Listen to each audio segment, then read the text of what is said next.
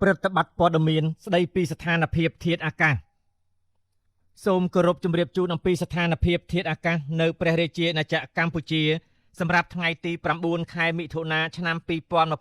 2025ខ្យល់មូសុងនិរដីជាមួយសម្ពាធទាបដែលគ្របដណ្ដប់លើឈូងសមុទ្រថៃ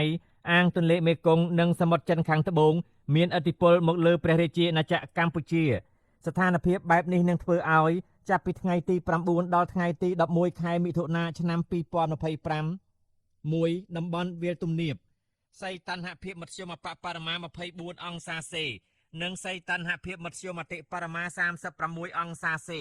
ខ្យល់បក់មកពីទិសនិរដីនិងទិសអាគ្នេយ៍មានល្បឿនមធ្យម4ម៉ែត្រក្នុង1វិនាទីខេត្តបន្ទាយមានជ័យបាត់ដំបងពោធិ៍សាត់កំពង់ឆ្នាំងសៀមរាបកំពង់ធំកំពង់ចាមត្បូងឃ្មុំព្រៃវែងកណ្ដាលតាកែវស្វាយរៀងនិងភ្នំពេញអាចមានភ្លៀងធ្លាក់ជាមួយផ្គររន្ទះនិងខ្យល់កន្ត្រាក់គ្របដណ្ដប់លើផ្ទៃដី 25% ពីតំបន់ខ្ពង់រាបសីតុណ្ហភាពមធ្យមបរិមា25អង្សាសេនិងសីតុណ្ហភាពមធ្យមអតិបរមា37អង្សាសេខ្យល់បក់មកពីទិសនិរដីនិងទិសអាគ្នេយ៍មានល្បឿនមធ្យម5ម៉ែត្រក្នុង1វិនាទីខេត្តកំពង់ស្ពឺប៉ៃលិនឧត្តរមានជ័យព្រះវិហារក្រចេះស្ទឹងត្រែងរតនគិរីមណ្ឌលគិរីជួរភ្នំដងរែកនិងតំបន់ជួរភ្នំក្រវាញអាចមានភ្លៀងធ្លាក់ជាមួយផ្គររន្ទះនិងខ្យល់កន្ត្រាក់គ្របដណ្ដប់លើផ្ទៃដី 20% 3តំបន់មាត់សមុទ្រសីតុណ្ហភាពមធ្យមបរិមា25អង្សាសេនិងសីតុណ្ហភាពមធ្យមអតិបរមា36អង្សាសេ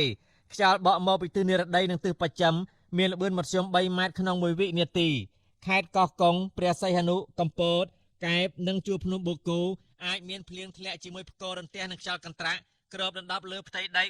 20% រលកសមុទ្រមានកម្ពស់មធ្យមបរិមា0ម៉ែត្រ50និងកម្ពស់មធ្យមអតិបរមា0ម៉ែត្រ75អាស្រ័យដោយបានជម្រាបជូនខាងលើសូមសាធារណជនទទួលជ្រាបជាព័ត៌មានការផ្សាយរបស់ក្រសួងធនធានទឹកនិងឧតុនិយមថ្ងៃទី9ខែមិថុនាឆ្នាំ2025សូមអរគុណ